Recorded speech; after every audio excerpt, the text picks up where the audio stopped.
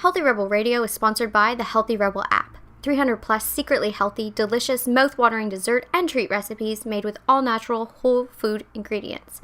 Now available for download on the App Store and Google Play. Find out more details at healthyrebel.com.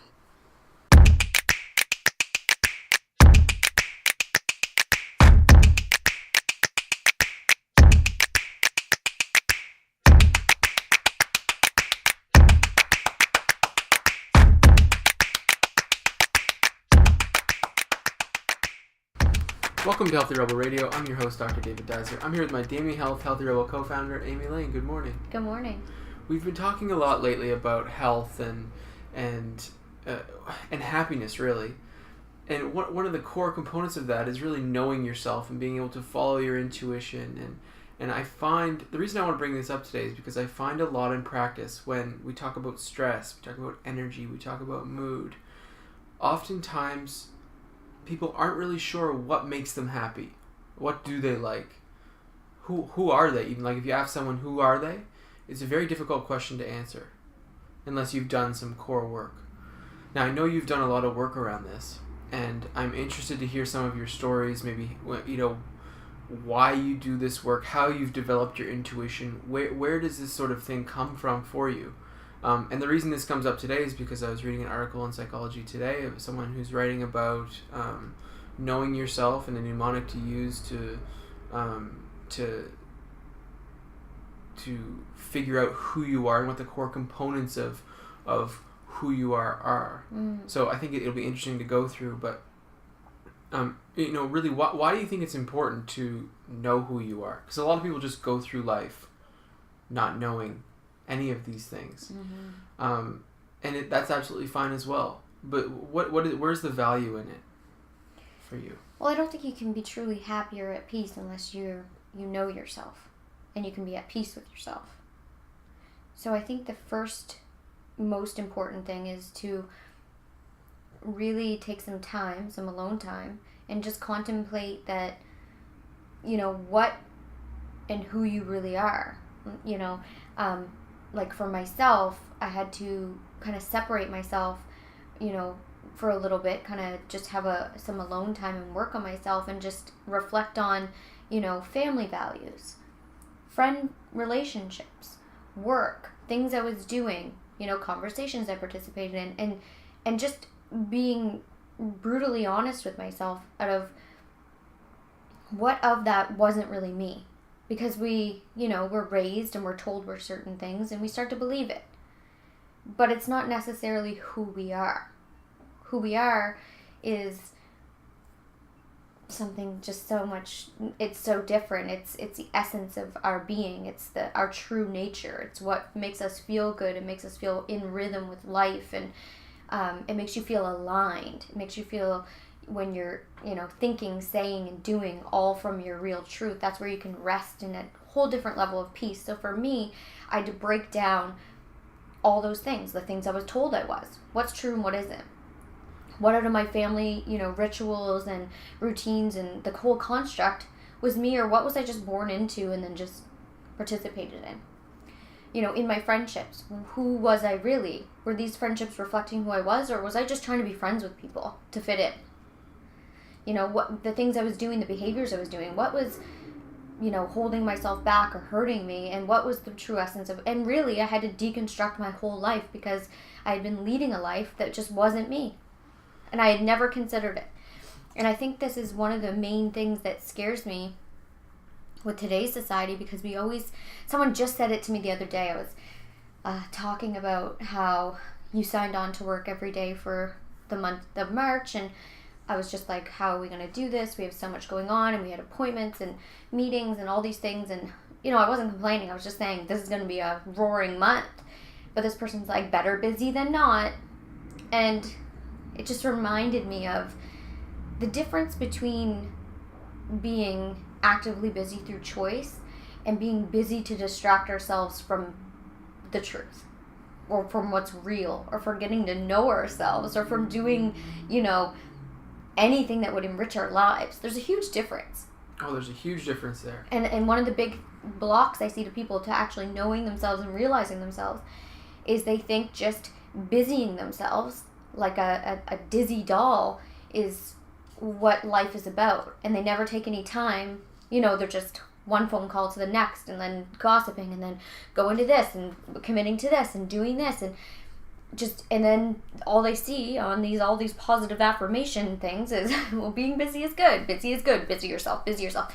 There's a difference between being useful and using every day and being present in every day, and I've completely eliminated the word busy, really.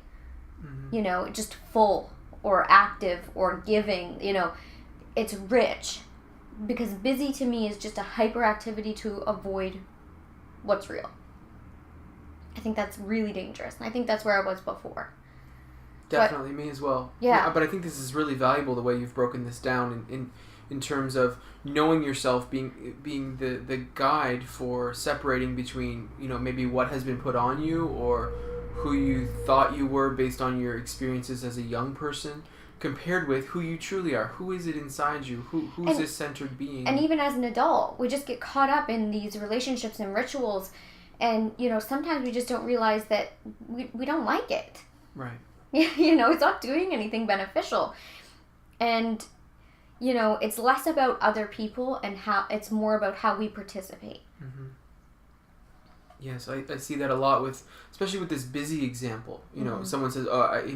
Someone will say, well, I'm just a really busy person. I love being busy. I love going and mm-hmm. doing. And I said, well, are you doing the things you like to do? Like, when you wake up in the morning, are you excited about what you're going to be doing for the day?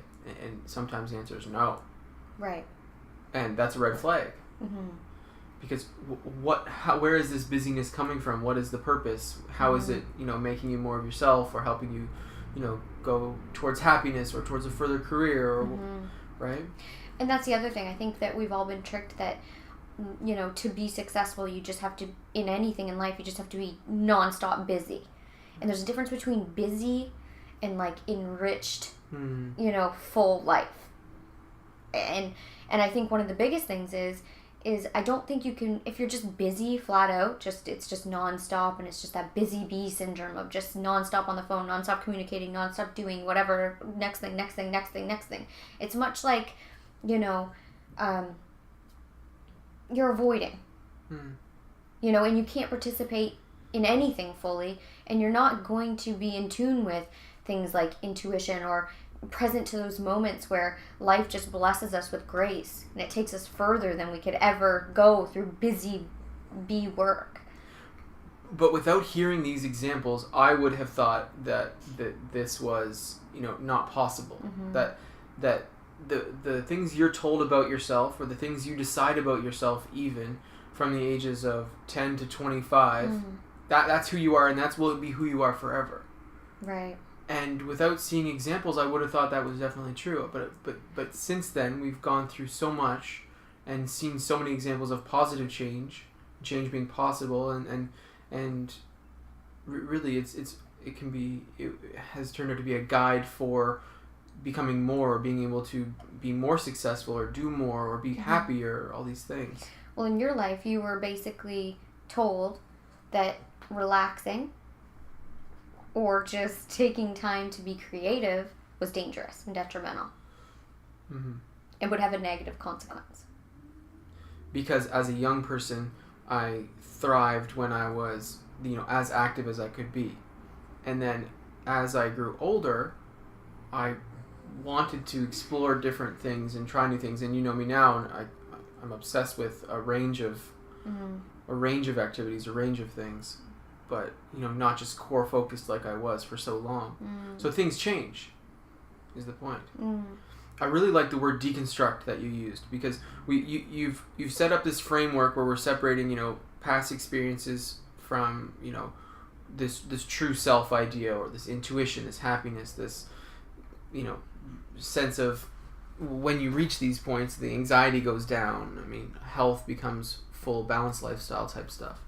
But you use the word deconstruct, and that's what we're going to do here today. So we've covered sort of the separation between the two. The next thing is the benefits. I mean, one thing that you've found in your life, I think, is a peace, centeredness, calmness, when you've opened up to intuition what you think really makes you happy. What are some of the other benefits you've seen from being able to do this type of thing, to know who you are is what we're getting at? Well, learning who I was and changing my behavior and actions made me a better person, made me feel aligned and truthful, like I was a realized human being and I was on the right path, and I felt more comfortable in my skin. I felt comfortable alone. I felt more confident.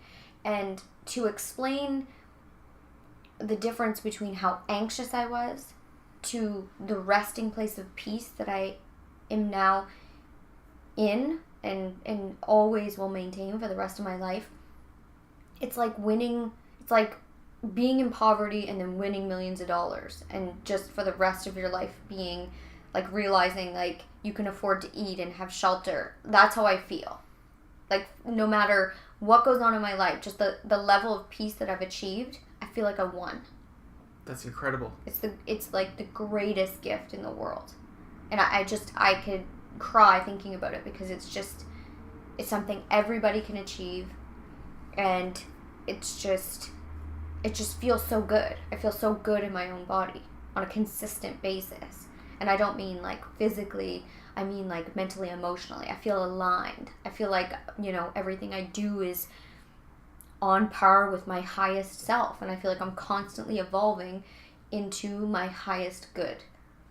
And I mean, what's better in life than that? No, exactly. And what you're saying is right along the same lines as what the author of the article, Meg Seelig, in Psychology Today has written. The benefits of self-knowledge. Happiness being number one. Okay, we've spoken about that. Better decision making, which is what you're saying. Way better. And that's the other thing, just in relationships, in friendships, how I respond to negativity or criticism, how I respond in relationships that would be classified as, say, toxic, how I, what I choose to eat, what I choose to do. It's everything is from a higher, richer ground. And what that leads into is the next point, less inner conflict. Inner peace. It's the gold of life. It's the everything, and it's achievable for everybody. And you mentioned food choices. The next point she makes is better self-control. When you know yourself, when you have proper self-knowledge. And impulse control, because for me, I was someone that I'm definitely the fight instead of flight type personality, and picking my battles and being able to articulate them, walk away from them, not obsess about them, say my piece in a powerful way without, getting all caught up in the storm, from that to releasing emotional eating patterns, all those things. I mean, it's just, exactly. It all comes from getting to know yourself, knowing what you really want, and understanding that your decisions are more powerful than everything else. What you were born into, what you did in the past, like it's all gone. And right here now today, you can make decisions for your highest good, your highest self. So many excellent reasons why this work is beneficial. I mean, my gosh, it's endless. You spoke about friendships and evaluating friendships and social relationships. The next one is resistance to social pressure, which you've found benefit from knowing yourself. Well, I mean, it was torture for me, especially when I was younger and in my early 20s. I've talked about this before, but in the community I was in and the friends I was in, and they were good people. I don't want to make these people sound like they were bad people. They were good people. But they liked to participate in rituals I wasn't interested in. But I would go and do it. And then I would resist it, and they'd be mad at me. I lost friendships because I didn't go to certain parties. But I was going through my own thing. And my own thing was, I don't like this. I like these people, I like these friendships, but I hate what I have to do to be friends with them. And I hate that they're constantly mad at me because I don't like doing these things. So maybe these aren't the friendships for me. And that I had to come from a real place and understand that. Yeah, and that can be really difficult. Really difficult, especially when, for us, we grew up in a small community. So basically, people since the day you're born to your whole life. So, it's hard to just start up new friendships in your late 20s, 30s, that type of thing. But, I think we have to be honest with ourselves. There's a lot of people, I'll hear people talking and they're friends with people, but they talk horrible about them. And they don't like them. and they don't like their behaviors, and they don't like how the person how they bring each other out. And I just wonder, like, why are you hanging in there? Friendships are a whole nother thing for me now. Right. Friendships are a spiritual thing to me now. And, you know, it's a holding ground for seeing the highest good for the other person. You know, I hold my girlfriends in their highest good and their highest light, and I encourage them, and I want want the best for them, what they want for themselves, not what I want for them. Exactly. And I release them to be exactly who they are. And the beauty is then you find people that release you to be exactly who you are. I saw something the other day. I was texting with a girlfriend, and she said something along the lines of, we're talking about something, and I said, oh, that sounded weird. And she said, well, we all know you're weird. Like, you know what I mean? Right. She's like, so that wasn't shocking. No. Like, she was just, you know, and just to be around people that don't judge you and understand who you are and are not looking for entertainment. That's something that really turned me off of certain friendships. You know, I was in certain friendships, and I would, you know, I'm a very private person about my private stuff. Shocking, because I talk about everything now, but, yeah. You know, I would divulge information and be vulnerable with a girlfriend, and then find out she had spoke about it to someone that she knew I wasn't friends with. Mm-hmm. That type of stuff, like, I would never do that to someone at this stage of my life. Maybe when I was trying to fit in when I was younger, when trying to test out different social, how do I fit in here? But, like, you don't have to participate in those kinds of friendships. No, it's all a choice. It's all a choice, you know, and the old me would have just been like, oh, whatever, and then played that game. But see, without this work, you never would have gotten to the point where you could understand that it's a choice. Right. So that's why this knowing yourself is so, so important. I mean, there's tons and tons of benefits, and you've done so much work to get to this point. I want to outline a simple framework today that can help people, you know, get to the core of who they are in these different areas. And I know the tools that you've used to go through these areas will access have been meditation, journaling, these type of things. Clearing my social schedule for, you know, a few weeks and spending time alone was a big one for me. Back then. Yes. I just decided, to heck with it if people are going to be mad at me. Sometimes you have to make those decisions. I said I literally didn't care, and I took 3 weeks, and I think at the time I said I was on a cleanse, so I just made it sound like it, you know. Yeah, right. And really I was. Well, it is a cleanse. We do the same thing for our bodies. Why wouldn't we do them for our mind or... So what I did at that time, when I really was serious and I was turning the ship around, was I cleared my social calendar. I obviously still had to work, but in the evenings I would, you know, take a candlelit bath. I had essential oils. I had really cozy pajamas. You know, I just hung out in candlelight, and I journaled, and I listened to cozy music, and I went all in. Like, I was a multi-millionaire that was flown off to some magical spa in Fiji, finding myself. Nice. I just did it in my house during the hours of the day that I was able to. It's a great idea. It worked. And I'm not going to say that this is going to be comfortable. Because, I mean, I think probably for 2 weeks I cried, you know, 10 of those days. Those, you know, getting alone with yourself and releasing things and, like, realizing things about yourself. Sometimes there's an emotional release that has to come out. There is. And as long as you don't stay there, it's completely healthy. And I think at the time you were using, I don't know if it was vision boarding or scrapbooking or... All of it. And journaling? All of them? It was scrapbooking, which... like, not scrapbooking. It was basically vision boarding in a scrapbook. Because I didn't want anything in my home. Something you could close. Right. And journaling. The point is, you're going to want to write these down. Because things are going to come through that you want to be able to refer to. Or you want to release it. I use journaling more as a release tool than anything. Definitely. Okay, let's cover the foundations of self-knowledge. Knowing yourself, how to build intuition, how to find that true self that may be separate from your previous experiences shaping who you may have been. Number 1, figuring out your values. Start with values. I'll give the mnemonic first. It's called Vital Signs that this Meg Selig is using, which I think is very cool. Number 1, values. What is it that you actually value in life? Is it helping others, being creative, your personal health, financial security? There's tons and tons of things, and it could be all of them. But getting to the core of what you actually value is essential to get started. Completely, because then you can realize, oh, I'm not living in alignment with my values. This is why I'm uncomfortable. And that's exactly the research that she shares. The research she shares in this article is when you know your values, you tend to make healthier choices. 100%. It's so important. Because a lot of people, like myself, I was really into health and wellness, but I wasn't being healthy and well.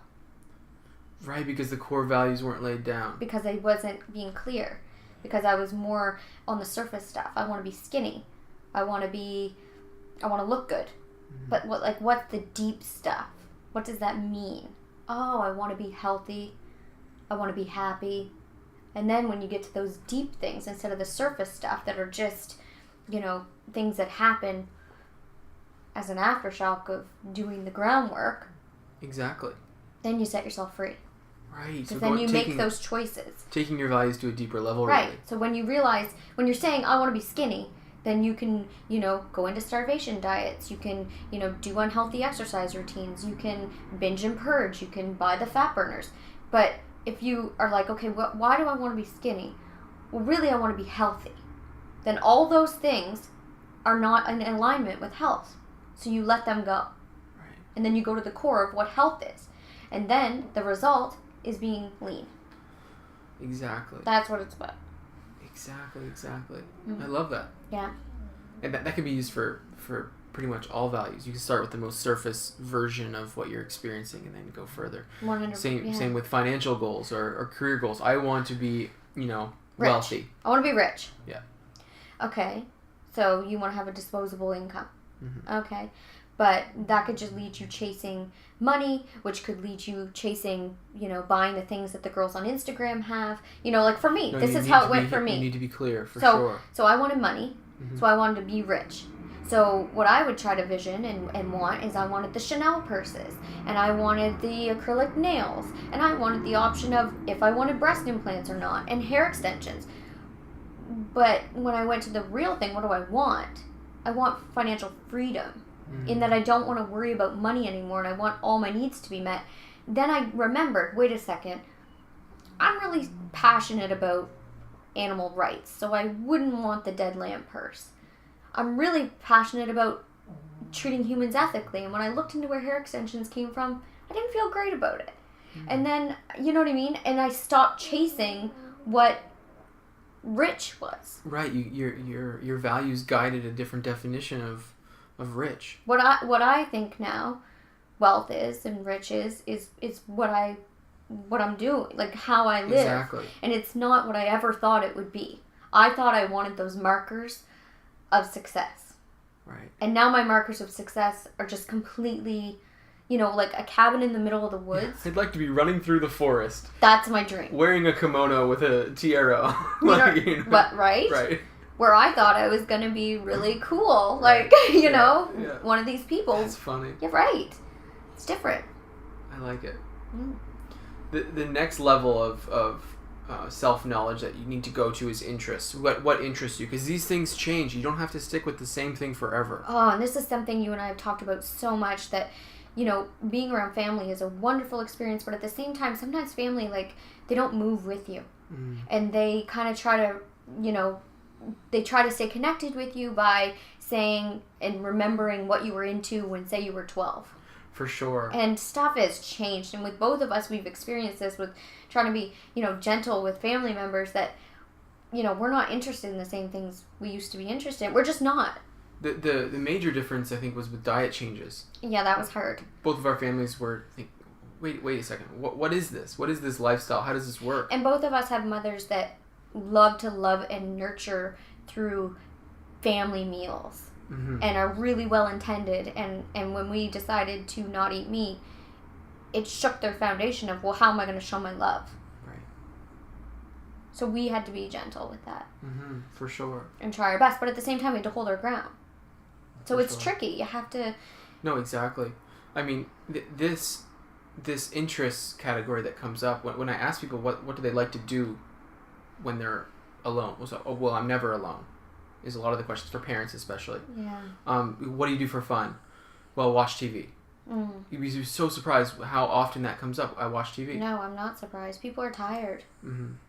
And, I normally say, well, that's, that can be a helpful separation from the current realities of situations, give your brain a break. Mm-hmm. But what do you actually like to do or be? And it's important to find that out. Oh, definitely. So, we've done a ton of work around that. You have to try new things, really. I mean, you have to go for different experiences. And sometimes we look at other people's lives, and especially, I'll go back to just that we're in this hyper social media world, and we'll look at what other people like to do, and then we'll kind of try that, and then we'll realize that's not what we're into. Mm-hmm. Like when I started to get into spirituality, everybody that I felt really aligned with and I admired their life was really into yoga. Mm-hmm. I tried yoga, and I'm not a yoga person. Mm-hmm. It's not my jam. But you gave it a try. I gave it a try. But what I'm trying to say is,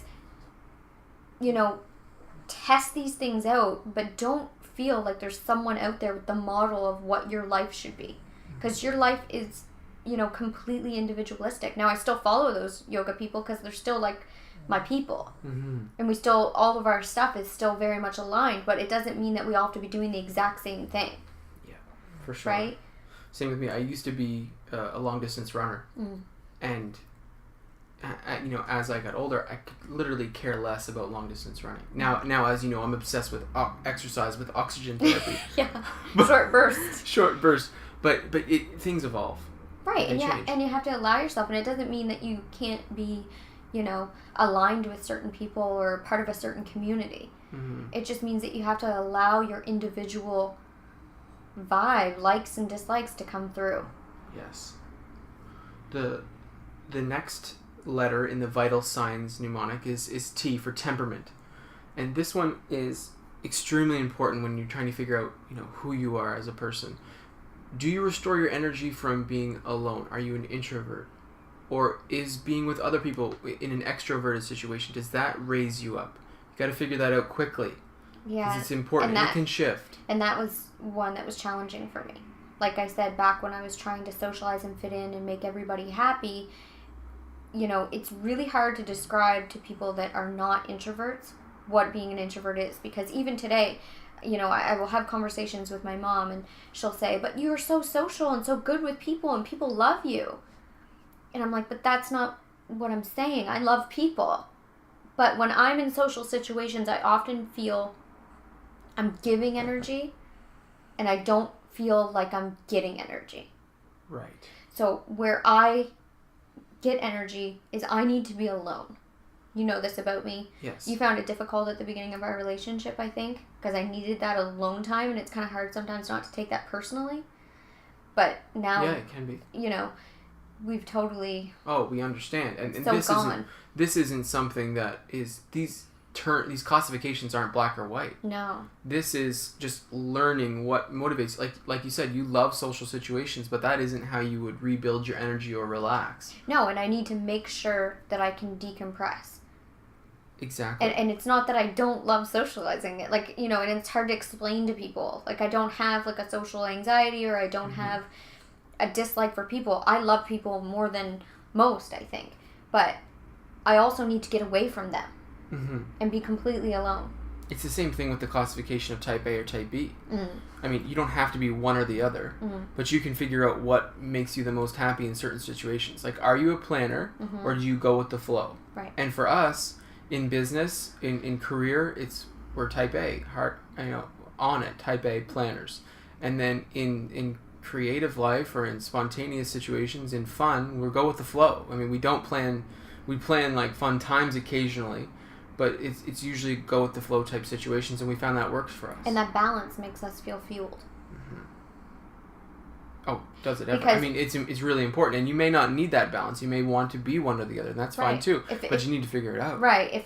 If being scheduled in every aspect of your life starts to make you feel anxious, it doesn't mean you unravel the whole schedule. Mm-hmm. For us, it just meant unraveling our time off a bit.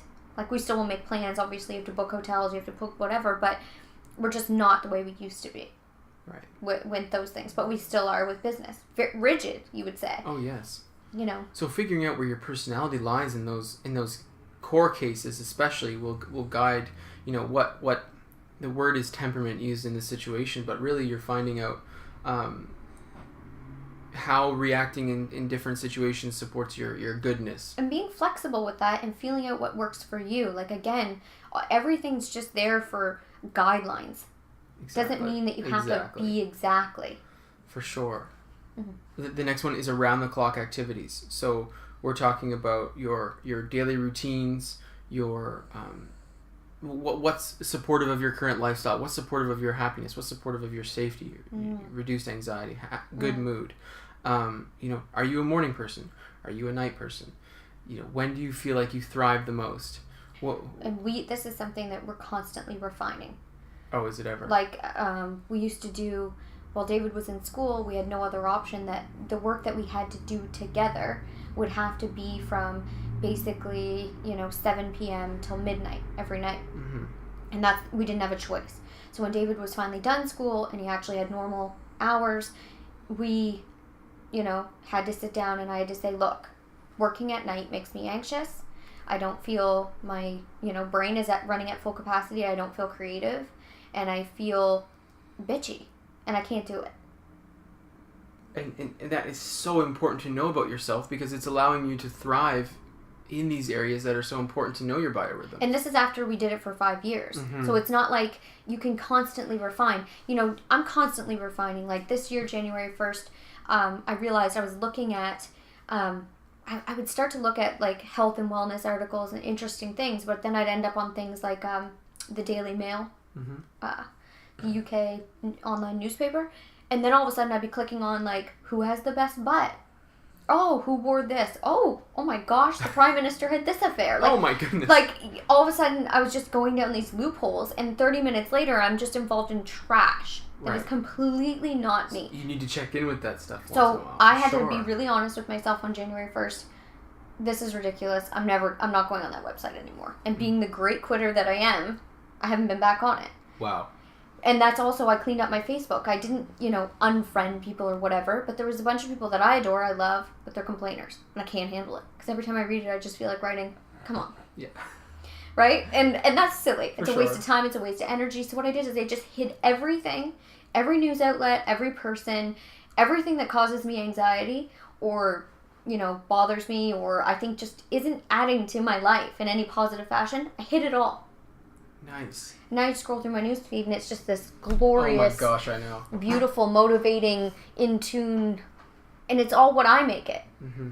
So when people are saying things like, well, social media is this and social media is that, it's like, well, it's what control you make it. Exactly. It's what you put out and it's what you take in. And, constantly be vigilant and truthful and honest with yourself. You have to be. If you want to feel good.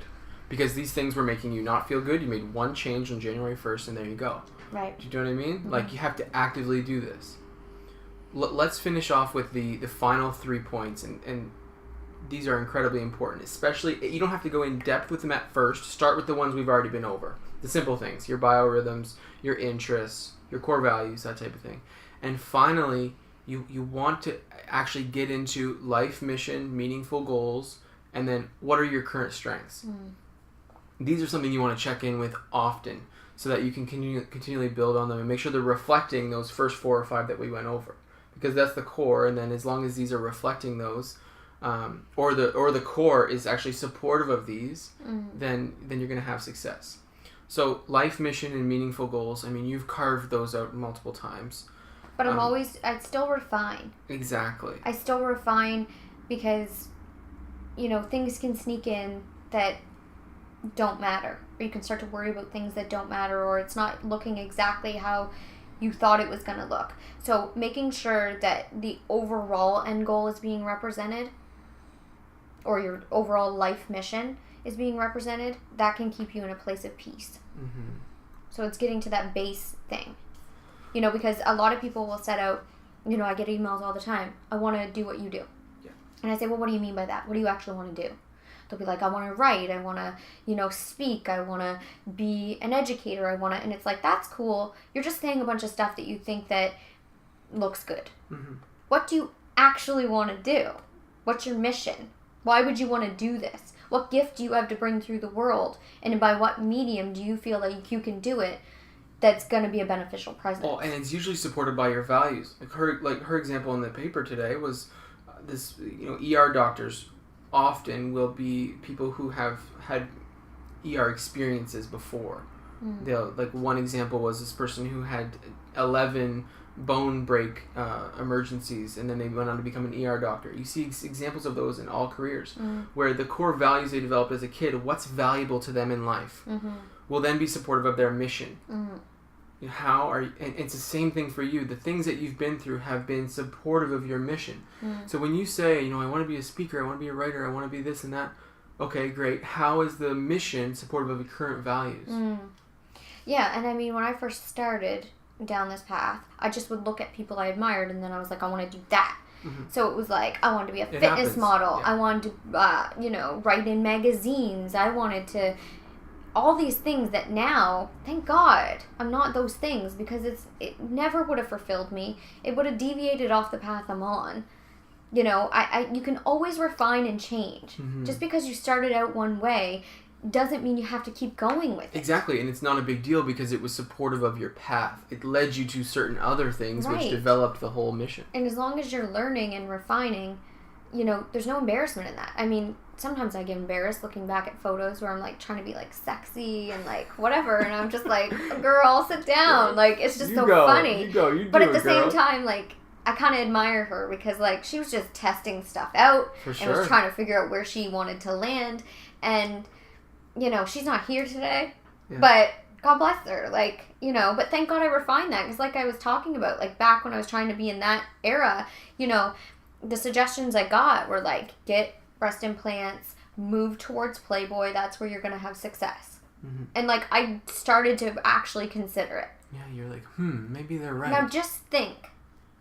Oh my goodness. If those things took place, that I probably, and I didn't want those things per se, but I wanted that success in that realm. So say that dream came true, that prayer was answered. The mess I'd be in today. Well, for sure. And it wouldn't be supportive of your values. No. But also, it wouldn't be supportive of your strengths, which is the final point. Yeah. Your strengths are using your results, your experiences, and what you've developed to help people. You found out about your character being this, passionate, but also loving, nurturing, and then putting all these characters together, character values together into this core strengths, which are supportive of all the things we've spoken about. Right. So the strengths will develop, and you don't have to be, you don't have to be critical of yourself when you're going through your strengths. You just need to be open to what works for you, what has been valuable in your pursuits. What feels good. Oh. What feels truthful and real. I think there's a difference when you're doing work that is really aligned with you. You feel like you're releasing something that you have to get out. And even if it's something small, like something I've written, I feel like there's this release. Like I just received a huge check from the universe. Like, because I'm on par. Like I always feel that rush of, this is what you're supposed to be doing. And that's when you know you're in the right place. That's the acknowledgement of you are in the right place. And sometimes it's the tiniest thing. It doesn't have to be the big achievements, the big, checks off your achievement list. It can be something, like I said, just writing something that's just so real and so, aligned with you and so truthful, and you get it out and you're just like, yes, I'm awesome. Like, this is what I'm supposed to be doing. Like, this is right. That's where I feel when I'm dealing with complex cases, because mostly people go to naturopathic physicians because it's a last resort. They've been to all the conventional system, they've been to specialists, they've been to different GPs, and then all of a sudden they come to see myself or a naturopath, and we make progress with lifestyle changes, with supplementation advice, with getting to the cause of whatever's going on, figuring out the cause. And my gosh, when you make those strides, it feels so good, and that's where my strengths lie, being the investigator, being the supportive person in these very, very difficult situations. So instead of feeling drained at the end of a really high come back with more energy. That's when you know. That's when you know. That's when you know you're in the right path. Where, you used to do work and you'd just be drained and just, right? Wiped. And now, it just feels so good. I just want to bookend this by saying that I've found that keeping it's not about being secretive, but keeping yourself, your journey, or if you're working towards any of this self-discovery, keeping it insulated and protected, and probably not like announcing when you're deleting people off your Facebook, or not making big announcements that you're going to find yourself. I think keeping it private is really important. I think it gives you time to gestate. It gives you time to... It gives you power as well, personal power. Yes, and it gives you time to, just adjust and feel it out. And like I said, if people are wondering like why you're kind of withdrawing or what's going on, I like using them on a cleanse. It really works for me. Yeah, and there's truth to it. It is true. You're cleansing. Exactly. 100%. So, that's just a tip that I've learned over time. At first I was so excited about spirituality and growth that I just couldn't shut my mouth.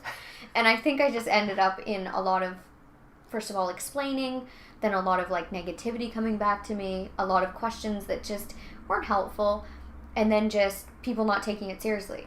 Like, well, who cares? Just come out and drink. Like, exactly. No, you're not spiritual. Yeah. What do you mean you're spiritual now? No, you're not. What do you mean? You can't change. Well, and people would be like, but you were this and you were that. How are you spiritual now? Like, I still remember this person that was like, taking shots at the bar and dancing on the dance floor. Like, people want to keep you chained to their bad memories too, if it serves them. So, that could all come up. So my best advice is just do your own thing. Keep it to yourself. And it's really fun too. It is, yeah. And then people maybe like, why are you glowing? Why do you look so healthy?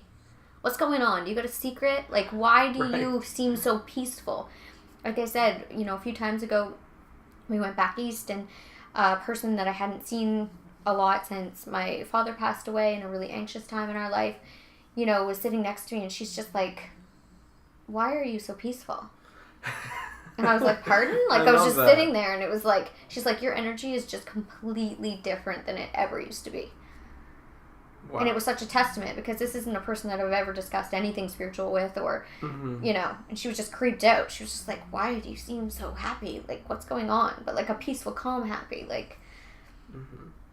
Oh, it's the exact same thing with me. My clinical experience is completely different than my previous career experience. My previous career experience was type A personality, in charge of everything, go, you do this. Buy the book, follow, Now it's more of a, my clinic is a Zen den, we have a really positive attitude, we have a relaxing environment, we have a supportive care system. Where you were more trained to make people uncomfortable and feel uncomfortable to be rigid, to stay on plan. Now, you say all the time, like, how important it is for you, for someone to feel comfortable and safe in your presence. Exactly. It's completely the opposite of what you were in before. Yeah, it's so cool. Yeah, it's powerful.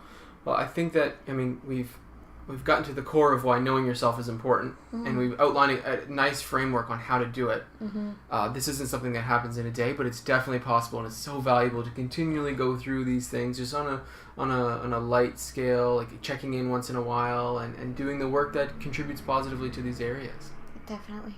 Thank you so much for listening to Healthy Rebel Radio. That's our episode for today. See you. Have a great day. Healthy Rebel Radio is presented by the online health and wellness center, DamiHealth.com. Since 2009, Amy Lane has successfully coached thousands of women through her signature program, the Bikini Body Program. Join today to work exclusively with Amy to unveil your greatest yet to be from the inside out. Go to DamiHealth.com for more information. Thank you for listening to Healthy Rebel Radio. Please connect with us on our community pages on Facebook, Pinterest, and Instagram, all at the handle @DamiHealth. For weekly recipes, articles, and all our episodes straight to your inbox, join our newsletter at DamiHealth.com. You can find all the links discussed in today's episode in the show notes. Thank you for joining us, and see you tomorrow.